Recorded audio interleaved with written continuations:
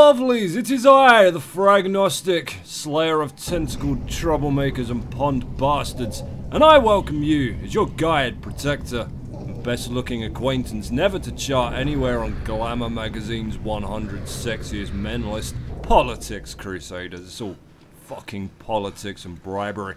To this final chapter in the Call of Cthulhu, Dark Corners of the Earth saga. Now the first thing on our to-do list here is to break out of Fish Prison as an unfortunate result of their inexperience with any kind of organised justice system or even the ability to watch prison escape movies thanks to underwater VCRs never being a thing. They've left us a chisel with which we can make our escape through this grate. What we're going to do next is wind this poor bastard up. Boogie boogie boogie! Snap! Ah! And his wailing and whining will bring the prison guard in to give him a few solid right-handed doses of shut your fucking mouth before I confiscate it. Snitches get stitches, Kermit. Never forget. A dopey bollocks there forgets to lock the door, which gives us another step on our long road to freedom. As much as I'd love to stick around and torment this wretched catch of the day contender, or maybe even, you know, make him my prison bitch, rule this penitentiary as some kind of mafioso kingpin, better to reign in hell and all that. I mean, what's really waiting for us back up on the surface? Hoover taking all our weapons away again? How I'd love to get Hoover captured and brought down here into my world, my criminal empire. The look on his face when I cut him in the showers with a sharpened toothbrush. What are you doing, Jack? You like taking my fucking guns away from me, Hoover? You like sending me down to fucking refinery basements to fight shoggoffs? Take the toothbrush, Hoover.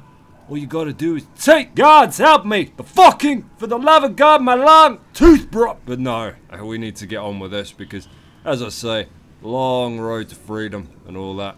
Leave early, pack sandwiches. You need a shit? No time! Go in the car. Who uses the glove box anyway? Gloves?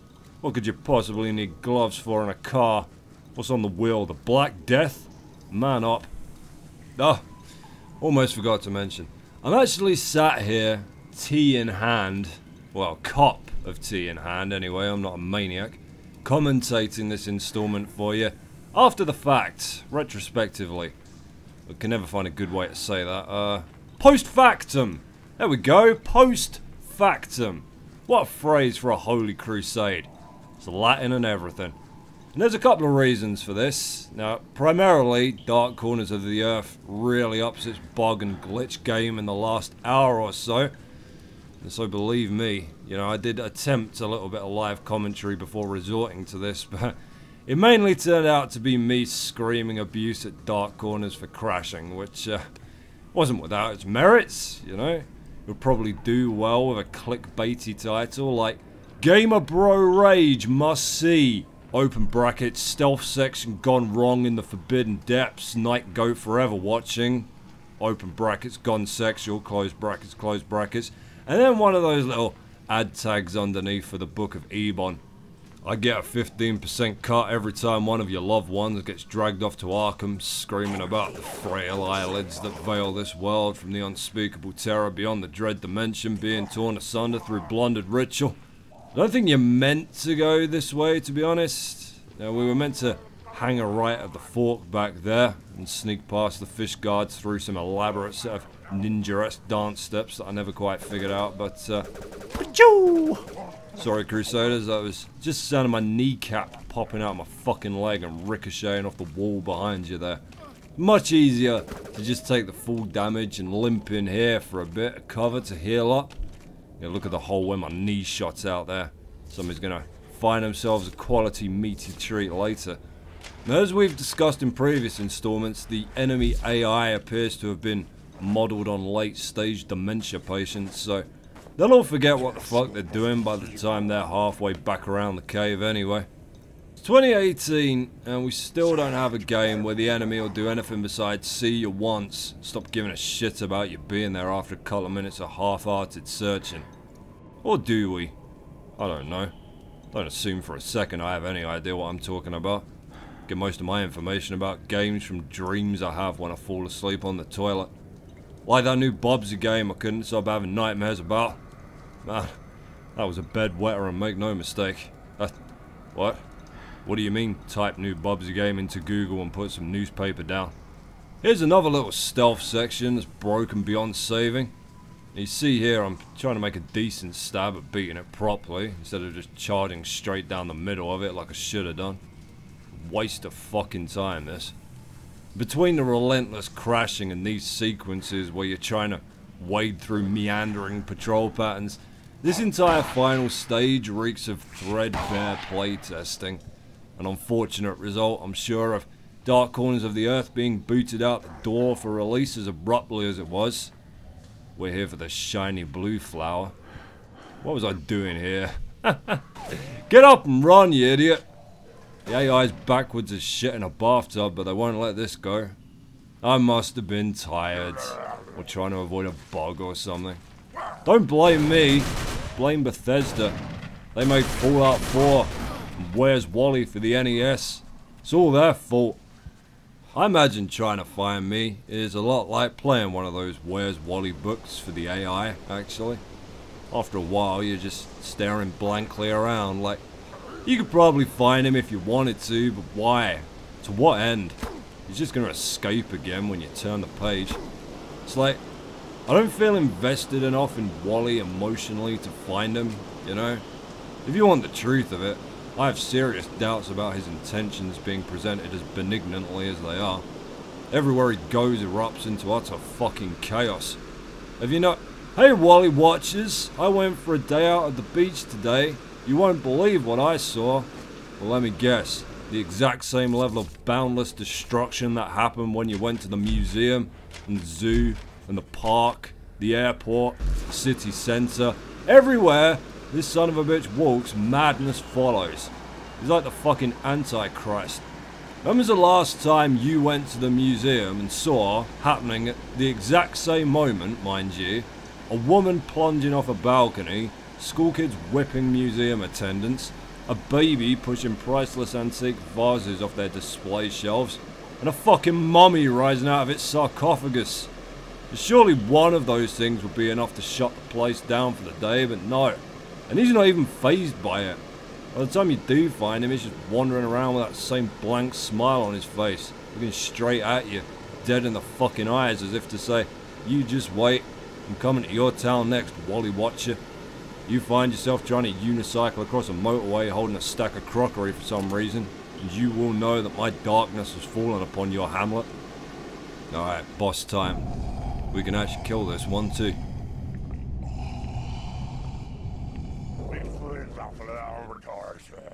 They keep the wars are shot and sealed.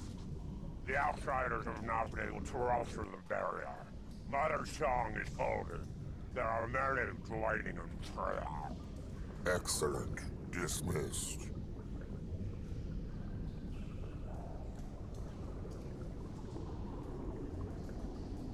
What the hell do you think you're doing, Robert? We're in the middle of an invasion, and you've got our order singing hymns? You're a fool, Sebastian. I command the Order of Dagon, not you. The research must be protected at all costs.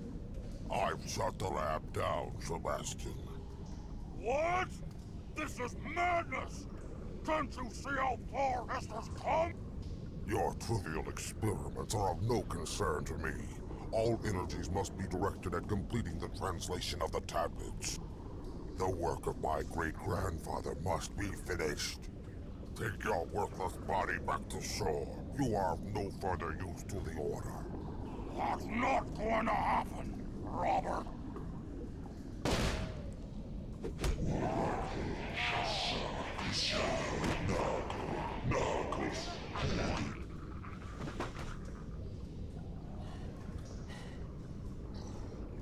Could have just used your hand for that, really. Oh shit! Well, now you gotta fight a fish wizard.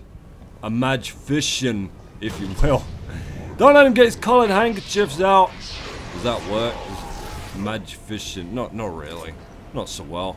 Ignore me. I think I stirred my tea with the same spoon I used to cook my heroin this morning. Kneel before Father Dagon. Not until he gives my fucking shit back. Now, don't you worry. Old Bobby Marsh ain't as bad as he looks. He looks pretty bad, I grant you. Cool your shit, Darth Vader. I'm on fire this morning, but he really can't do a whole lot to you so long as you keep the desk between you, as it will take the vast brunt of whatever damage his dirty sea magic is packing. And once he's done gibbering incantations at you, you got a cooldown window to pop out from behind the furniture, stab him straight in the face or groin, wherever takes your fancy. One more should do you.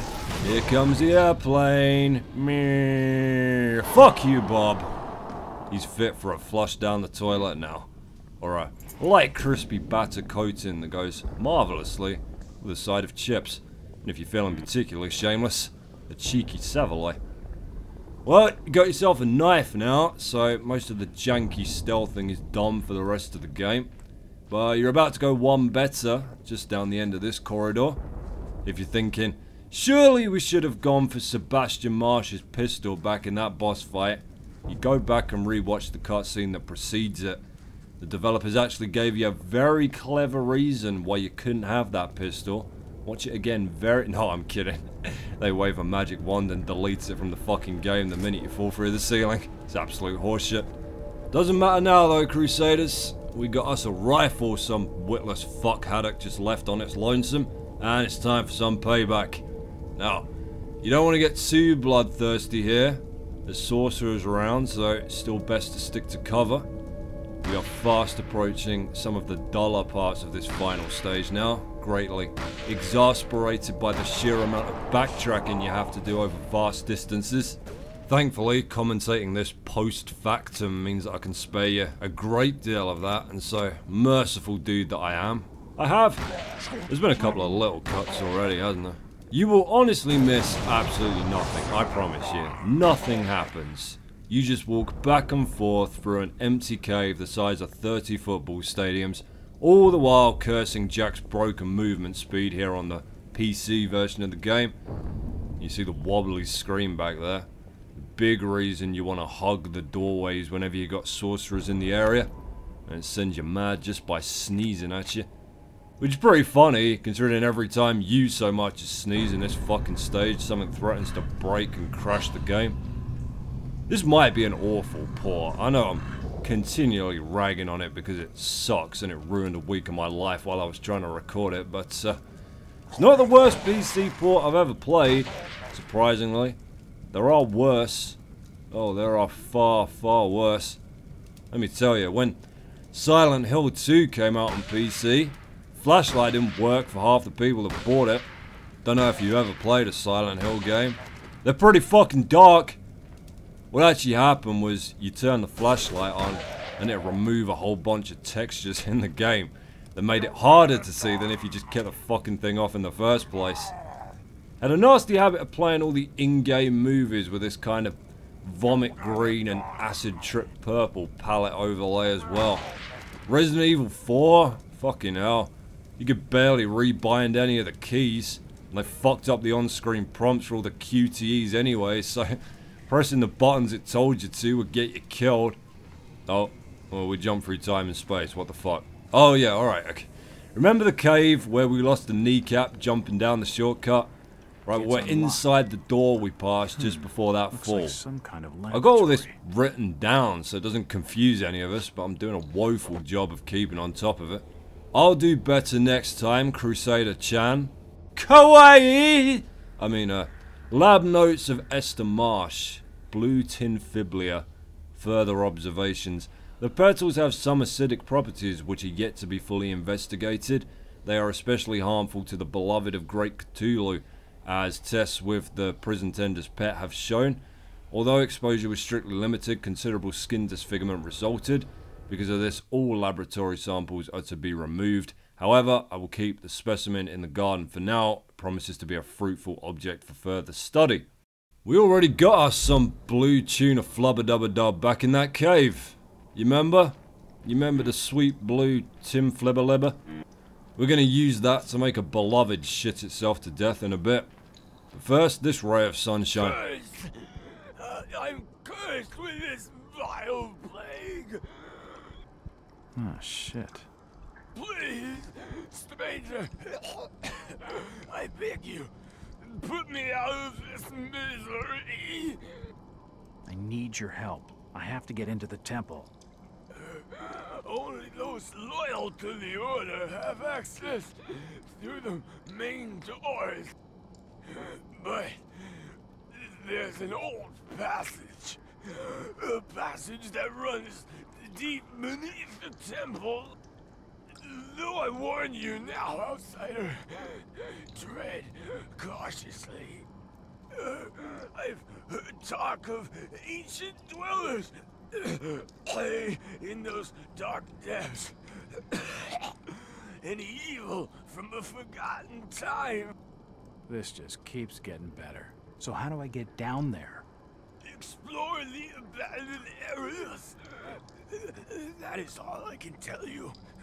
Now, please, kill me and my pain. There's always an old passage. Alright then, close your eyes. Hold still, goddammit. That was your fault. Not mine, that I couldn't hit a stationary target strapped to a table. Most of these Always your seem fault. to have been carried out on humans. You can leave him there, screaming and begging for death, but me, well, I like stabbing things. You take a sanity hit from it, but that's in-game.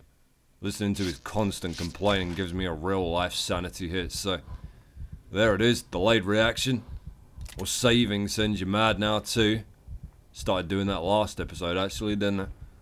Jack's hanging halfway out the fourth wall here, trying to comprehend the concept of himself being copied infinitely, dying untold numbers of deaths, failing the Mackie escort mission dozens of times.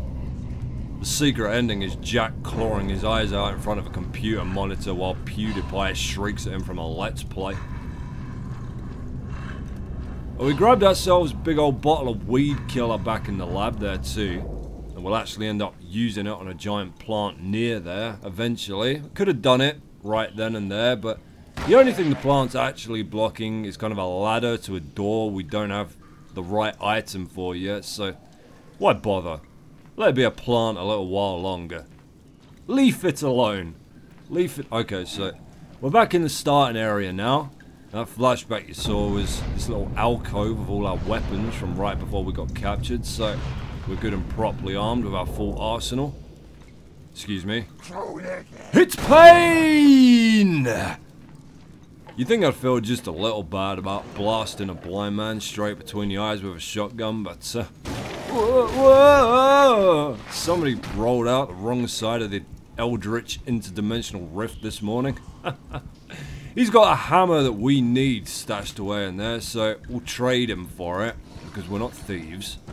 Here we go. Open his little trading hatch up right there. Yeah, that's it. Come see my wares, you horrifying simpleton. For your rusty, useless hammer, I will swap you a tasty treat. And a little bit of deadly poison, just a dash of deadly fast-acting poison. But mostly, a tasty treat. Deal? Deal. Right, good. Right. Oh, I didn't agree with him. Oh, what a shame. The door's bolted Well, shut. trade's a trade, as they say in Tradetopia, capital city of trading. I don't think he'll be Their bothering me. economy is a shit show. There are people starving on the streets. But here, this is what we want. This hammer could come in useful. Indeed it shall! Another gigantic backtrack now, all the way to the cave before the dormant portal that we passed right before we were captured by Sebastian Marsh and his birthday magician cronies at the end of the last episode. The combined hammer and chisel can finally cut loose the gem we need to get it working again. That should be the trick. Go! And now the bastard thing makes you trek all the way back to the area next to the lab to actually use it. We've already saved a quarter of an hour with these cuts at least, I'm telling you. This is insufferable to watch in real time. You'll start getting the odd deep one attack happening as you wander back and forth now, which might have been a problem back when we were still crawling around with just a chisel for company, but now you got your guns back, they're just as gormlessly happy to run straight into a shotgun blast as they ever were. Get that weed killer on there now. There you go. That'll tie Mother Nature's tubes up good and proper, that will. No EU regulations on that son of a bitch. About when I was trying to de-weed the garden, we had all this fucking Japanese bindweed growing in it that all the regular poisons wouldn't touch. How did Japanese bindweed get inside my non-Japanese garden? I'm gonna blame Square Enix, or the last few Grudge movies, because they were awful. So I wound up getting this shit that came in a box with no branding from some foreign listing on Gumtree, and I don't know what was in it, but it worked within like 8 hours. Pretty sure the garden's a couple of stray drops of blood and an animal sacrifice away from opening a hellmouth now, but it worked. I had to give that transaction 5 stars, no way around that. Now what have we here? An end to all your combat troubles, that's what. Pray, gather round and behold. Any day now. The Yithian lightning gun. Ooh, mercy. But don't worry, you don't have to wait too long to use it. There's a willing volunteer right up the end of the passageway here. It does kind of suck that almost everyone's already dead by this point, but this beautiful game breaker wasn't designed to kill them.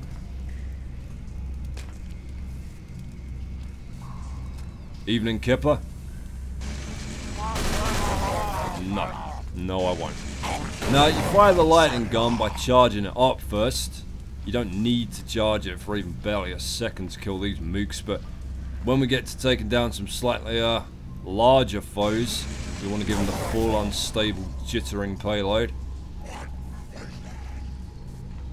Yoo-hoo. Tough guy, are you? Hold still, Chuck Northish. Better. Right, again, we track backwards. Again, the game forces you back the way you crawled. This time to the cave just before the Robert Marsh boss fight.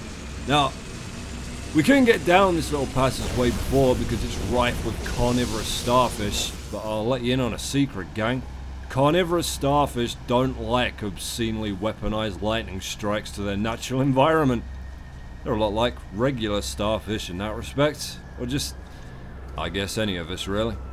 How easily we let our differences separate us when really, we're all just hiding from the same Yithian lightning gun.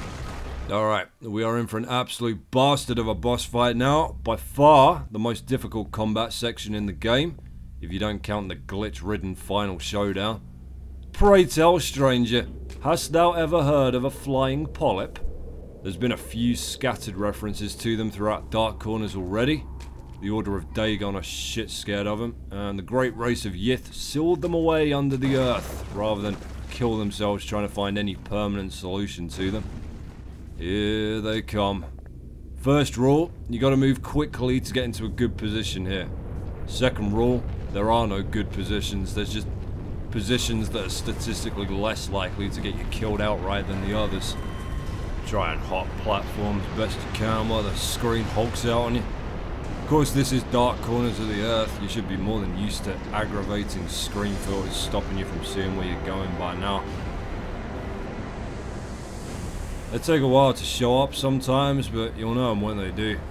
They look like somebody twisted the head off a brachiosaur fetus. They haven't even shown up yet. I'm going mad with anticipation. Look, the suspense is literally killing Jack.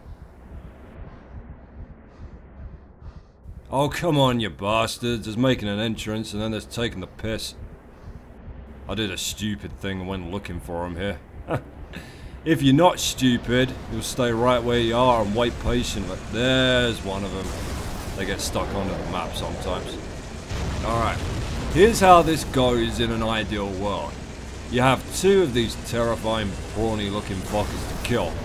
One will stay out of your way while you deal with the other. The flying polyp only really has one offensive maneuver, which is breathing at your face really, really hard.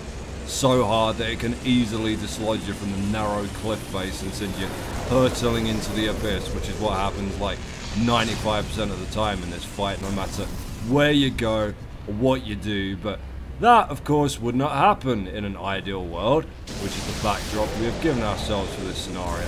Now, Once you've tracked the little shit down, and he hasn't got stuck under the map or down the side of the map or in the map's arse crack, once you've got him in your sights, you can interrupt his one and only attack by blasting him with a lightning gun. So, in an ideal world, this would be a very simple rinse and repeat process whereby you continually stagger him before he can do anything too terrible to you. But because we do not live in an ideal world, the flying polyp can also fucking teleport, which it will do with alarming regularity.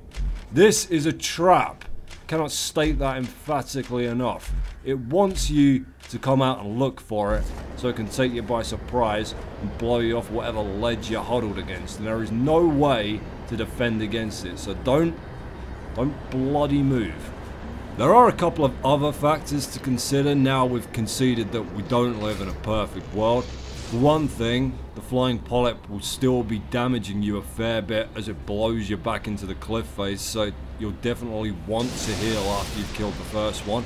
It is also entirely possible for either one of them to blast you so hard that you become wedged inside the cave wall, making it impossible to move any further, even if you do manage to kill them both while you're fused inside the map. This is how you want it to go. I'm not giving it the full whack here, but it's more important that the fucking thing doesn't get an attack off than it is if you kill it quickly. Now, a bit of background. The polyps first showed up in Lovecraftian lore in the Shadow Out of Time, one of the tales on which Dark Corners is based. Now, Lovecraft himself was always quite evasive about fully describing the polyps. They were one of his few creations that never shared even the most remote reflection of humankind, no matter how dark and twisted. They were, for all intents and purposes, his definitive monsters under the bed, or under the earth here, as the case may be. Now, I want you to remember this fight. We're not too far from the ending now. The final boss is right around the corner after we finish up here. I want you to remember Jack, human, frail, scared of heights, scared of saving his game, scared of everything, facing off against two abominations that even Dagon and Hydra don't want shit to do with. Remember this come the ending. See you later, dickhead! Ah, that sweet, satisfying moment when you realize the flying polyp battle is done and you never have to do it again. Unless you fall off the cliff climbing out of here like I did. Twice. Onward though, onward Crusaders. The Temple of Hydra awaits. But healing first. Definitely patch yourself up before you go. Well, that's not too sad to walk away from a fight with a flying polyp with, is it? You just shouted some of my shirts off there. Sexy. Now this is, as far as I can tell, the most broken section of Dark Corners of the Earth coming up right here. The Mother Hydra boss fight. Now you have to do every step pretty much perfectly or you'll be reloading a checkpoint, which quite honestly is gonna break it even more. So I guess get it right the first time or fuck you. It won't crash the game at least, but it will make you wish it had, because you'll just be running around with no idea that you've done anything wrong, looking for a way to kill her that has been panic farted out of the game because you did the wrong thing at the wrong time. So I guess you've all figured out by now that there's no Cthulhu in this game. They took the trouble to name Call of Cthulhu, haven't you? That pissed a lot of people off. That pissed a whole lot of people off. There's a couple of statues of him. Cthulhu was busy, couldn't make it today, but here, have some decorative statues instead. They'll still send you crazy, just, you know, eventually. Right, first warning there. If you use that save point after you climb out that tunnel, it will non-negotiably corrupt your save file.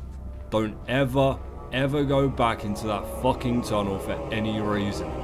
I don't care if you just figured out you needed that medipack on the slope out there. Too fucking bad. Get better at dodging. Right, now, pay attention. Touch nothing. Do you hear? Touch absolutely nothing yet. Here she is, ladies and gentlemen. Mother Hydra. A big, fat, four-titted fuck hiding behind a magic energy shield.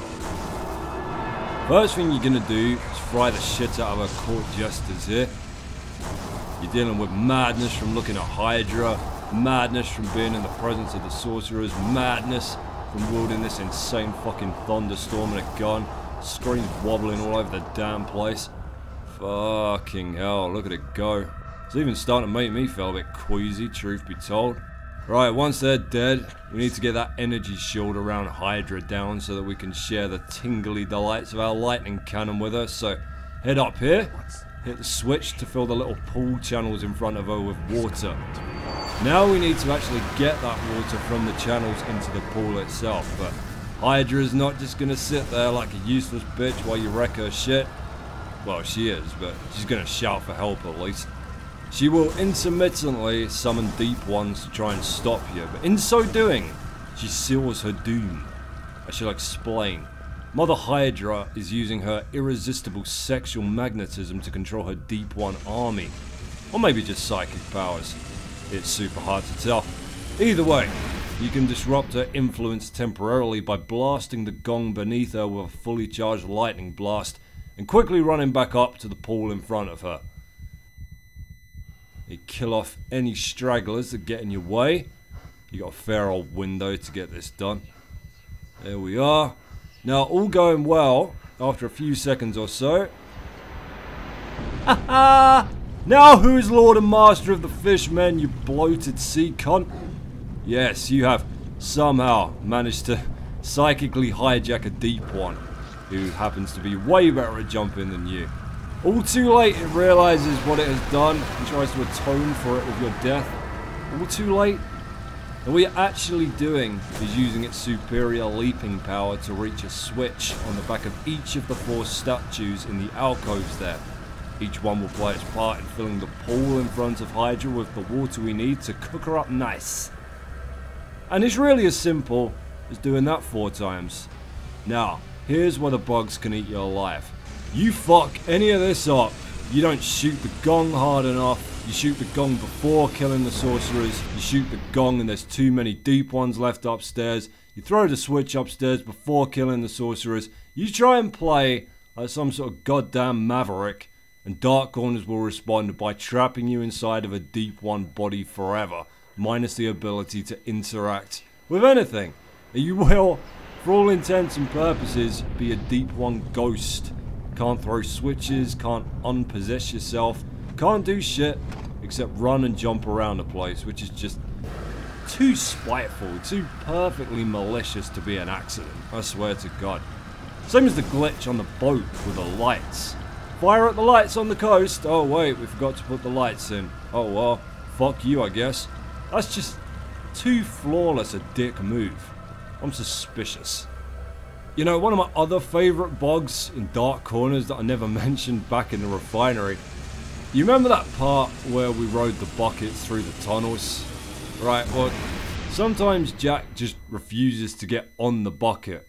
Not verbally, you know, that'd be amazing, but you can't make him climb on there unless you give him a shitload of morphine first.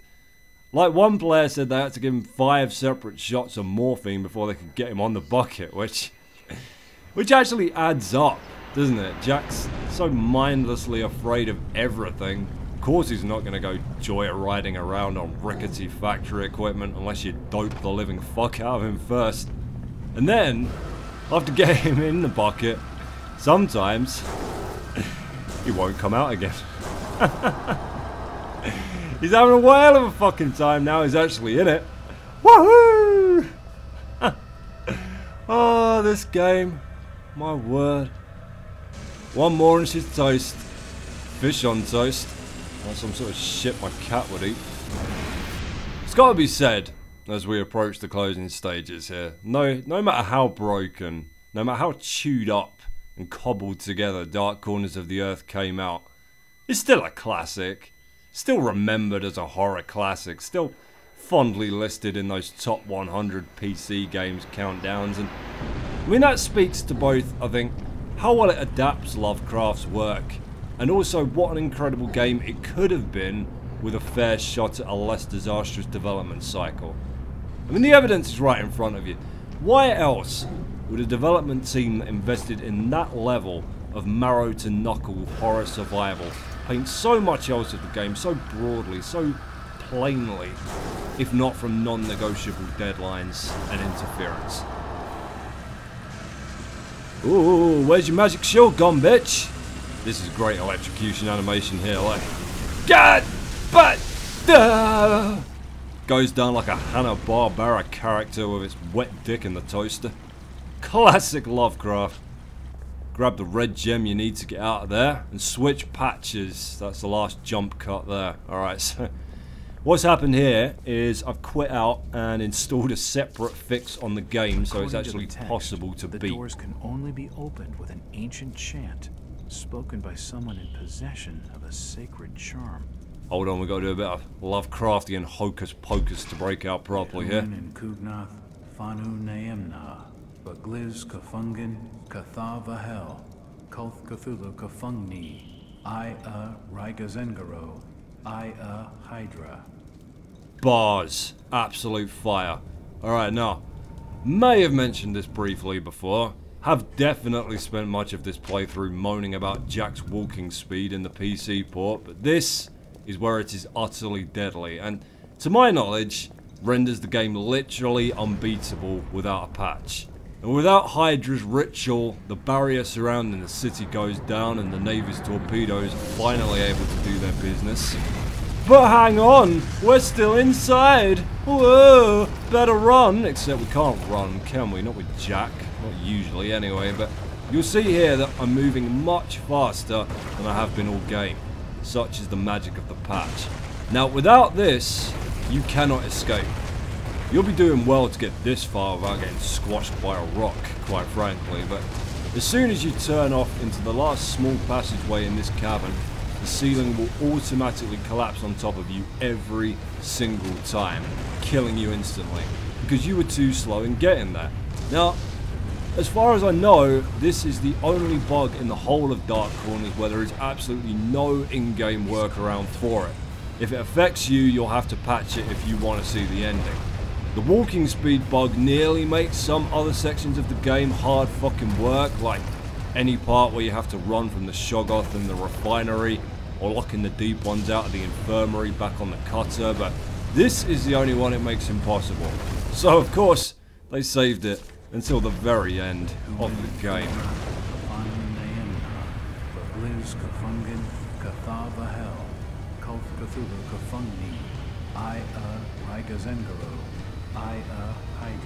Right then, that's it, you're free, job done. You sit yourself back and enjoy the ending, Crusaders.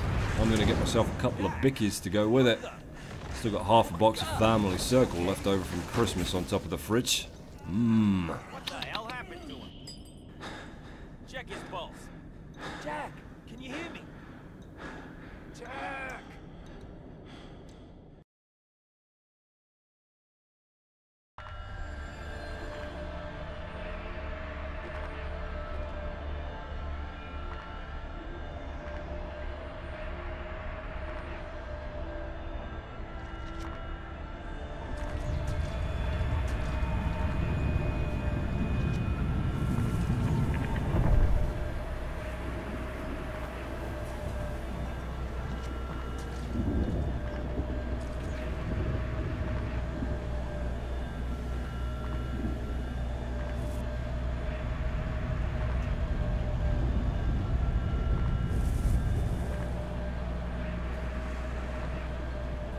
Jack, why have you summoned me? There is something I must show you. We must hurry. Time is short. Where are we going? The Great Library.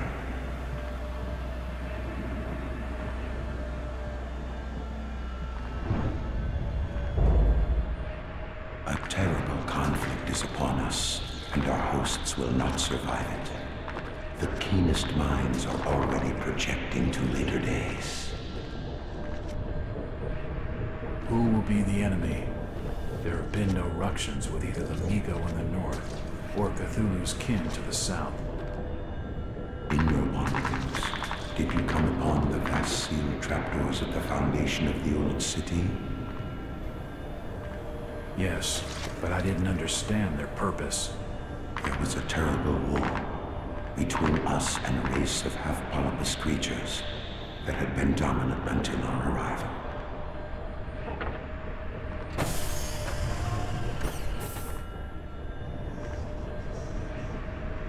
This volume tells of that bloody period.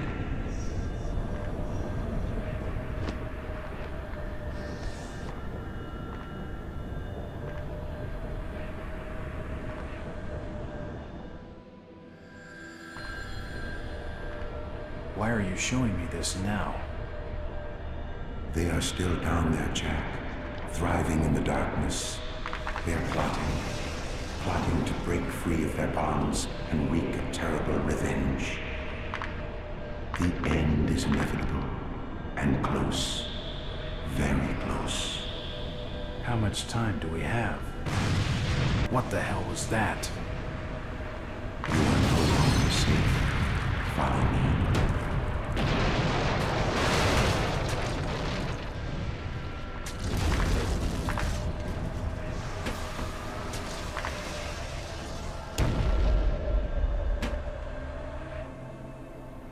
If this is the end, where am I supposed to go? It's time for you to go back.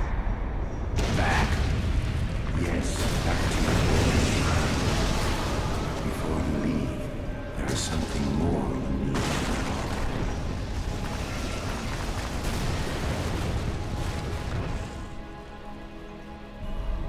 What is this place?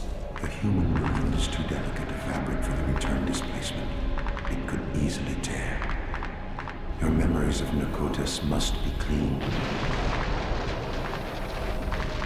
Will I remember nothing of this place? 6 years of my life, and for nothing?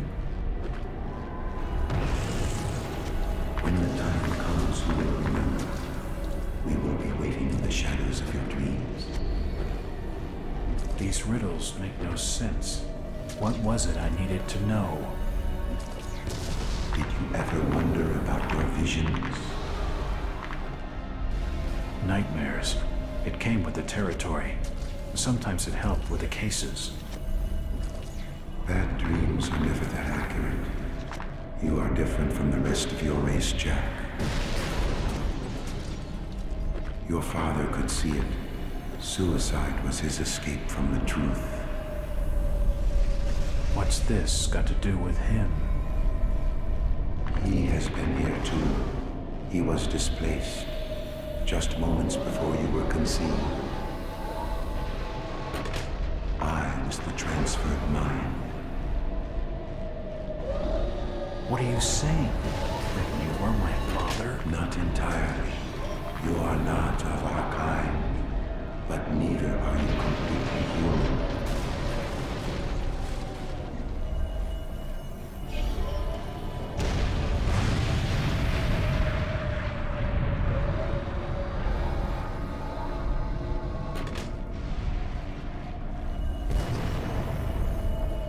I'm sorry, Jack. There is no more time.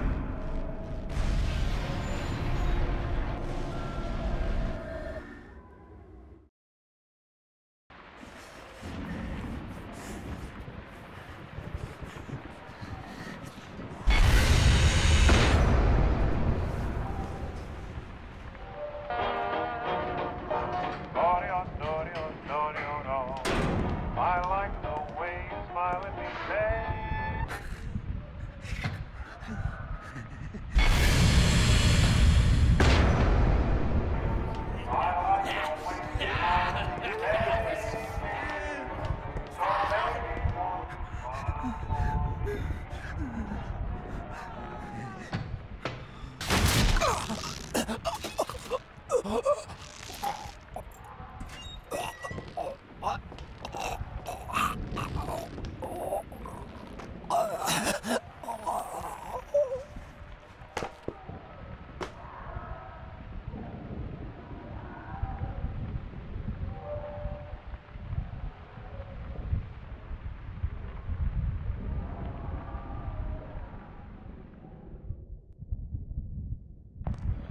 Mr. Walters? Mr. Walters, can you hear me? Mr. Walters?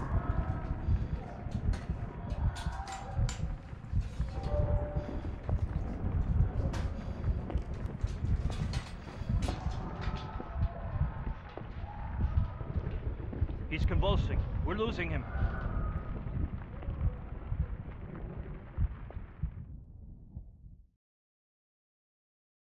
And there you go. One last diary entry before the credits. Suicide note, February 16th, 1922. Now, at my end, I can fully see. My last case opened in me a new fear, a real fear. Fear of myself, of what I am, and of what I have always been. All that I was is now lost. Hope, purpose, pleasure, all meaningless. I now walk in the shadows between worlds, and it is there I have finally glimpsed upon what lives in the dark corners of the earth. You know, I don't want to dump on your suicide note, Jack, but technically, the earth doesn't have corners. You're mad though, aren't you? Who knows what kind of world you think you're trapped in? Big flaming pink dodecahedron where people fly and birds drive lorries. God bless you. Well, I suppose you want me to explain all that for you now, don't you? I don't fucking know. What are you looking at me for? Worth remembering, this was supposed to have a sequel that I assume would have ironed some of this out, but alright, here's what we know. At the start of the game, Jack's lured to the HQ of the Fellowship of Yith, the weirdos that had the shootout with the police where we freaked out after opening the portal in the basement. Now, the Yithians, in this game at least, had a big bastard war with the flying polyps, two of which we shot down just before facing Hydra, which they eventually won by sealing them underground. But they knew it was only a temporary victory, as the polyps would eventually find a way to break out and come looking for revenge. So, and this is where I start making a couple of logical assumptions here based on the source material, The Shadow Out of Time. The Yithians actually have no permanent physical form. They jump from host to host by projecting their consciousness into them, which is exactly what happened to Jack for 6 years when he went crazy for the first time, or at least appeared to go crazy. Now, he'd had his mind switched with a Yith, so for those 6 years he was actually in their city, while the Yithian consciousness piloted his original body in the madhouse. Now, the Yith initially started doing this out of curiosity to learn about other cultures, but quickly figured out that they could use it to forever escape extinction by just body hopping into new races forever. That much the novel tells us, but the game seems to go in another direction with it, implying that there will be some serious fucking consequences when the polyps get around to wrecking the Yith shit up again, so they need somebody to keep an eye on those underground vaults for them in present time. As the ending reveals, Jack himself is a bit Yithian, hence his precognitive visions and nascent ability to control deep ones, so the Yith figure he'll do the job for them, and essentially use him to go and kill the two polyps who have broken free from their prison. And the whole thing with the Order of Dagon, that was all incidental. The Yith don't give two shits about what Dagon's up to, they just want those goddamn polyps kept in check. So Jack is essentially manipulated into this assassination job, is driven insane by the entire ordeal, and ends up killing himself back in the madhouse anyway. I'm going to assume the sequel would solve that by having him body hop into somebody else, but we'll never know. And this isn't gospel, by the way. There's never been an actual official explanation for the ending. This is just me attempting to put the pieces together in any way that makes sense, which it still doesn't really. But as the inscription below my family crest reads, fuck it, I'm going to bed.